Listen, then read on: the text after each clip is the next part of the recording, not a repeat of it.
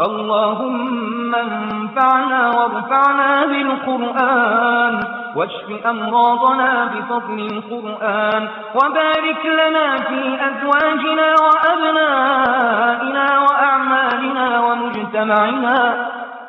ومجتمعنا وبلادنا بفضل القرآن وتب علينا توبة نصوحا بفضل القرآن.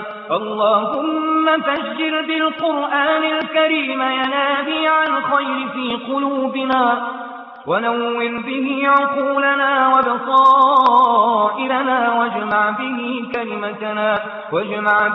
كلمتنا واجعل لنا من حملته والعاملين بأوامره المجتنبين لنواهيه.